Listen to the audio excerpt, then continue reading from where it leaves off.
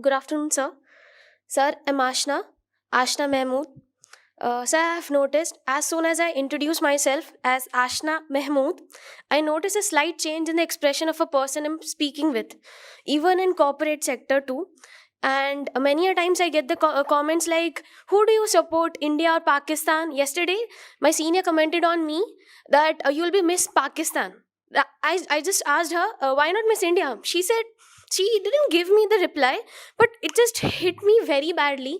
And earlier, it doesn't bother me that much, but as I'm growing, I'm noticing this, especially in college, that especially as I'm growing, I notice this a lot, that I'm getting comments about my religion or something like this. So, and my question to you is, how to get out of this mentality? As a youth, it just surprises me that we are still living in a world where I'm getting, or where we are biasing people according to their religion. So my question to you is, sir, that is it my over analyzing, or is it even valid, or how to get out of this mentality, especially for me? Ashna, you said. Yes, sir. Sit, Ashna. See, there is no need to make others' problem your own. What is the problem that the others are facing?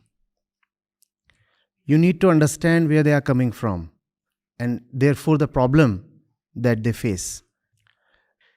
They think that just like Pakistan, India too is a theocratic country.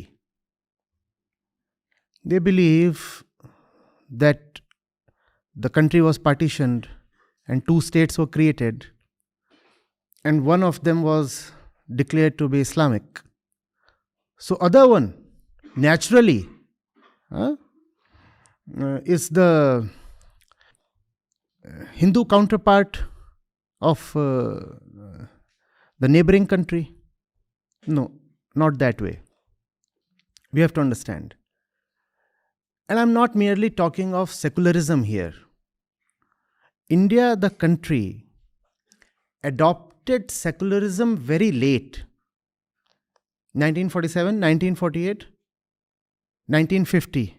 These are three important years when it comes to independence, adopting the constitution, and declaring it herself a republic. India was not secular even till 1950. It took more than 2 decades after 1950 for the word secular to enter the constitution. So it's not as if the Indian constitution is founded on secularism. Indian constitution is founded on something far deeper than secularism. We are saying two things. India is not founded on religion as we use the word religion, or as we understand the term religion. India is not founded on that. India is not founded, and this might surprise you a little, even on secularism. India is founded on something far, far deeper. The values underlying the constitution are actually spiritual. Are you getting it? And spirituality does not necessarily couple itself or align itself or identify itself with any religious stream. Getting it? So, India is a spiritual country. India is definitely not a Hindu country in the way the masses think of Hinduism these days. Not in that sense. However, if somebody illuminated from within is prepared to see that real Hinduism is actually just core spirituality, then probably you could call India as having Hindu foundations, and then you would be right. But those who throw jibes at you and ask you, oh, there was this India Pakistan match, did you support India or Pakistan, or things like that, they are definitely not Hindus of the spiritual kind. So they are not entitled to claim that India is a Hindu country of their kind. Is it getting too complex? Young people, you all, are you getting it? At the root of it all, there is ignorance regarding the basic nature of both Hinduism and India. This will be a little heavy, so you'll have to understand this. Hinduism is not what people seem to be practicing today, that too in an aggressive manner. That's not Hinduism. Especially over the last 10-20 years, a very rabid, very virulent version of Hinduism has surfaced. And that Hinduism claims that India belongs to itself. It does not. First of all, one has to understand what the Hindu religion is all about. Hindu religion is not about sloganeering on the roads, targeting this group or that group, throwing hate all around. No, that's not Hinduism. Not at all. And all those people who do this, ask them, do you know anything about the central scriptures of your religion? And they will draw a blank. Now, what kind of Hindus are these? Who know neither Ved nor Vedant.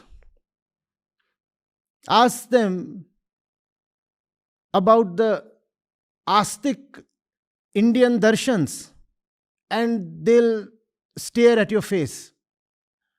But very proudly, they declare themselves to be Hindus. How exactly are you a Hindu? Forget about Nyaya and Vaisheshik. I ask you the fundamentals of the topmost Indian darshan, Vedant. And you will try to change the topic. You will say, let's talk about something else. Let's talk about the Islamic threat to India. I'm asking you, sir, you are speaking as a Hindu. Please tell me something about the Brahma Sutras. And you don't know that. But you are very concerned about the Islamic threat. And we can talk about the Islamic threat as a separate topic that probably does deserve to be discussed. But right now, because all your discourse begins with the claim that you are a Hindu, let me first of all ascertain that you are indeed a Hindu. How are you a Hindu?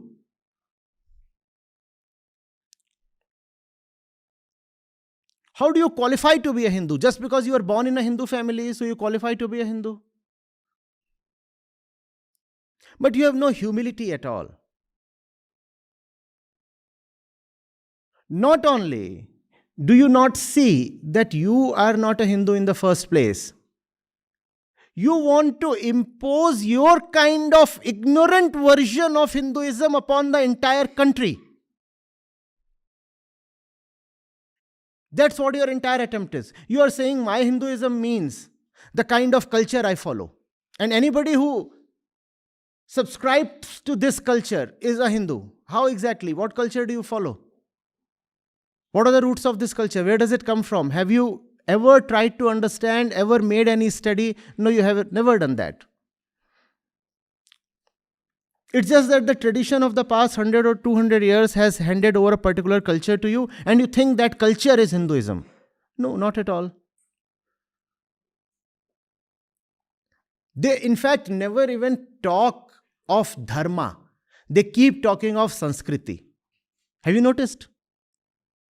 Because the moment they talk of Dharma, they'll be in trouble.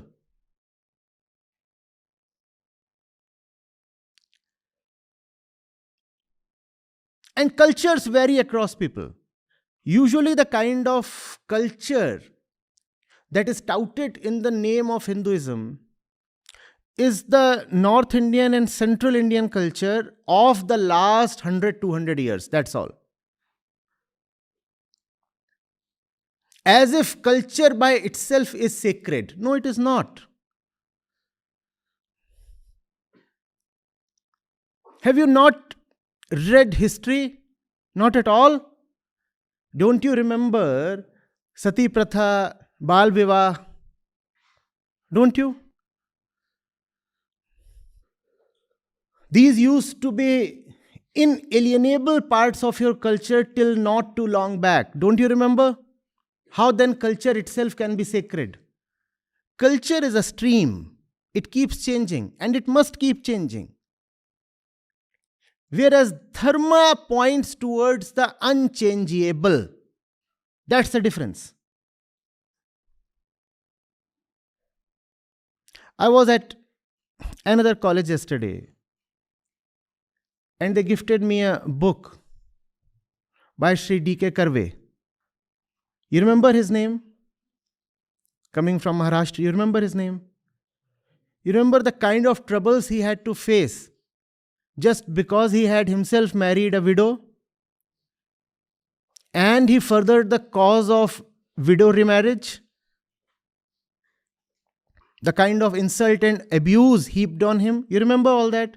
And I'm not talking of an event from the last millennium or something. I'm talking of a relatively recent event. These are not medieval personalities. Keshav Chandra Sen, D.K. Karve, Raja Ram Mohan Roy. You remember their names?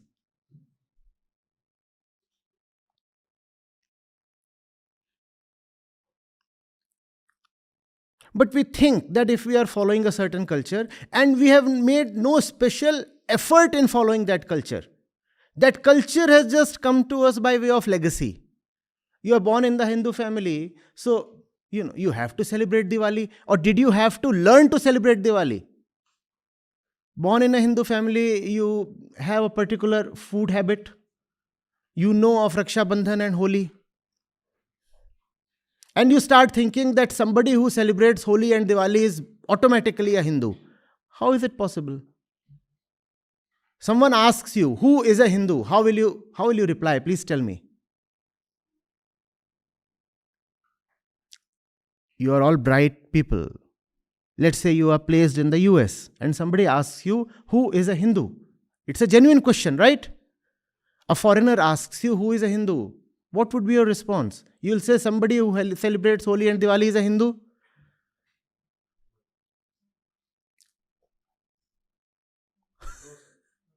Who is a Hindu then? We don't know. And we don't even want to know. There is a good, definite and wonderful answer. An answer you can be proud of. But we don't want to learn into that answer because that requires effort.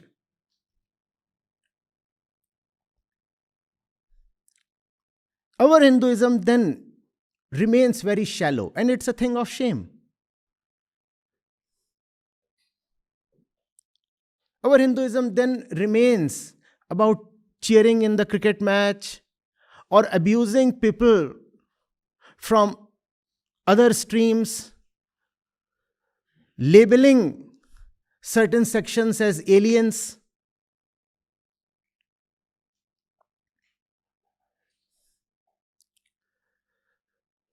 Who is a Hindu?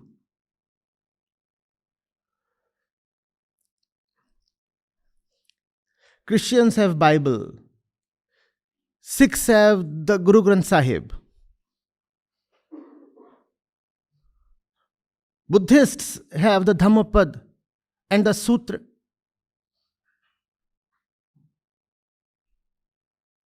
Pitak.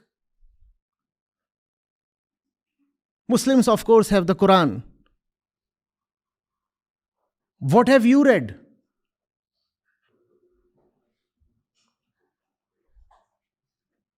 Please raise your hands. How many of you have read the Vedas? Okay, out of the 4, any single one?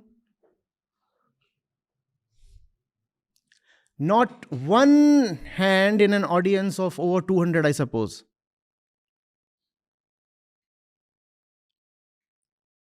And then we want to shame others. Just your surname cannot make you a Hindu. Being a Hindu is a tremendous thing. It requires some effort, some study, some sacrifice. Are you making that study? Are you making that sacrifice?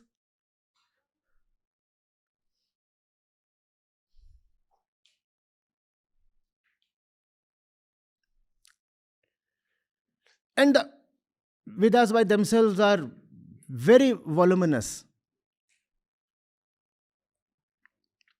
Thousands of verses. Compared to them, the Gyan Kand, the part that contains philosophy, that is Vedant, is very light. How many of us have read even a few Upanishads? See. But we are always ready to bash Pakistan and Islam and Christians, and we think that's what Hinduism is about.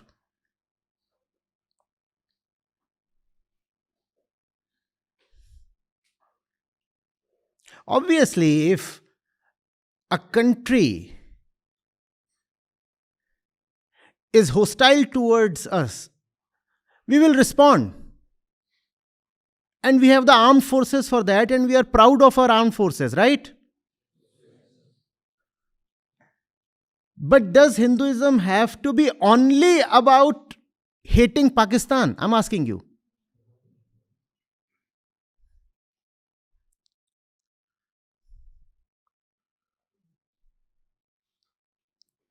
And because you don't know Hinduism, you start equating Indian Muslims with Pakistani citizens.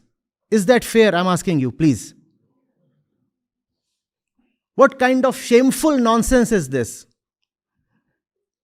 And obviously, I'm not saying just to you. I know there are these 5 cameras around, they are recording me. I want this message to reach far and wide.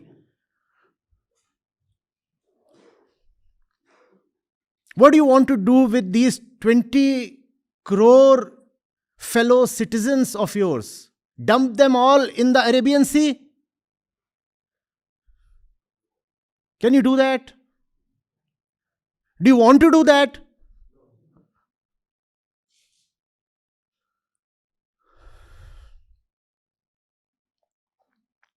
Why do you want to create needless acrimony? If you have to live with Muslims in the country, why can't you live peacefully?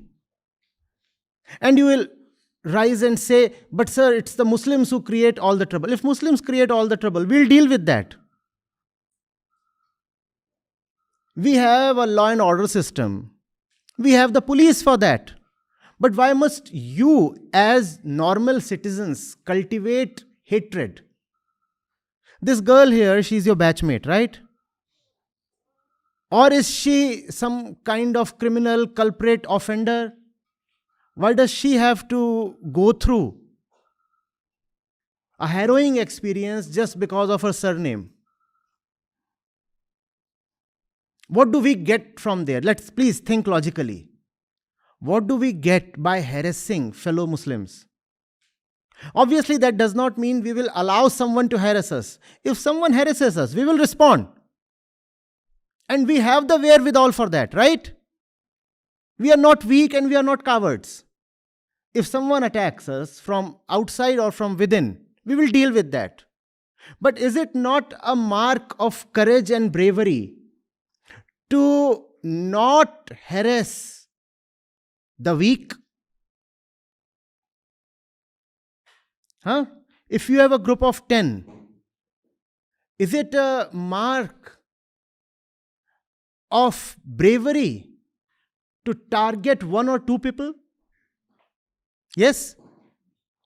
Will you feel proud of this? We ganged up as 10 people and attacked a group of 2. Is this a thing of pride or shame? However, if those two are indeed mischief makers, if those two are attacking us, if those two are carrying weapons, we will deal with that. But please tell me, is this girl here carrying weapons? Then why is an ordinary citizen being subjected to torture?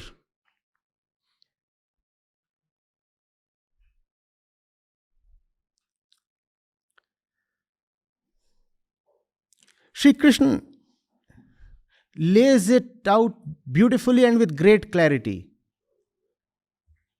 Srimad Bhagavad Gita, 4th chapter, 11th verse.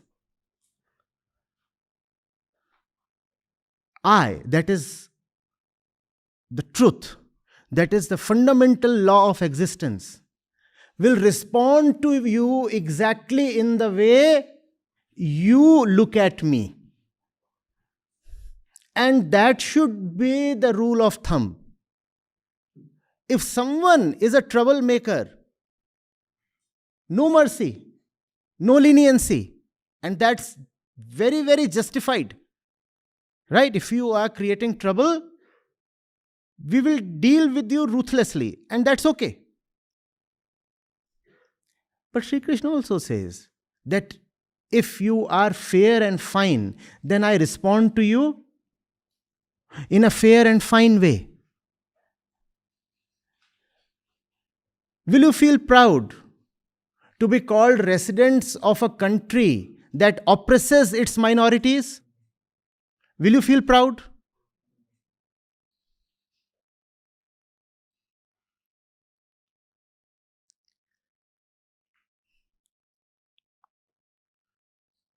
I am not talking about appeasement. I hope that is clear.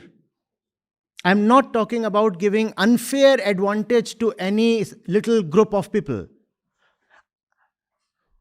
I am saying don't give anybody unfair advantage. There is no need to appease anybody. But it is also not proper, not spiritual, not dharmic, not right, not justified to unfairly target innocent people. Is there something called innocence or not?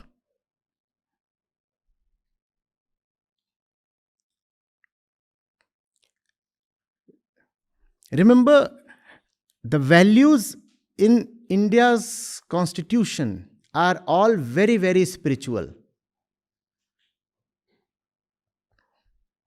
And spiritual means sublime, very high, highest values. We should be proud of those values. In fact, when the audience is a little more mature,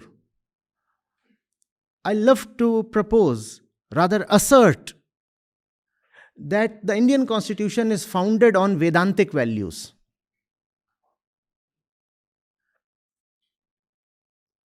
If you want to call yourself a Hindu, be a Vedanti. Then you will be Sanatani in the truest sense of the word.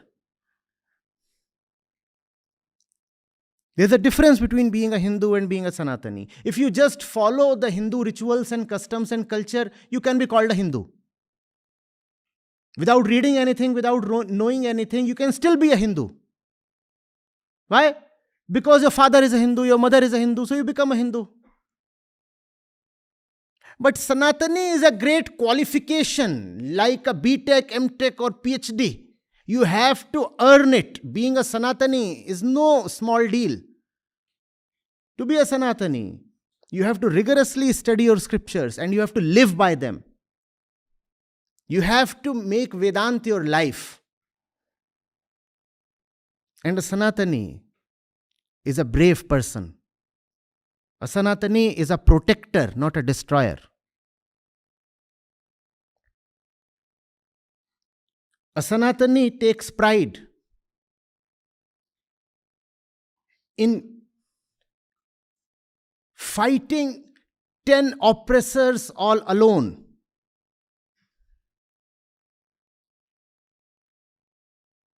He vibes with the spirit of Guru Gobind Singh ji, 1.25 lakh se ek ladaun. You remember that? I'm all alone. And in front of me is an army of a lakh, more than a lakh and a quarter oppressors. I'll fight them all alone. That's the Sanatani spirit. The Sanatani spirit is not about ganging up and pulverizing those who are fewer in number. Hmm?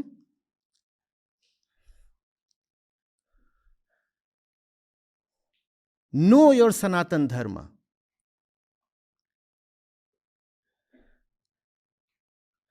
Live the Sanatan mark deeply. Be kind, be loving, be just, be fair. Be brave, be strong. That's the message of Vedanta.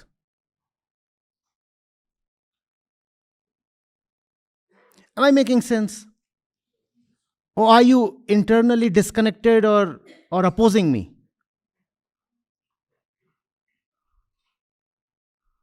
Is all this making sense to you, please? Because we are living in very strange times. India has not witnessed these times ever since independence.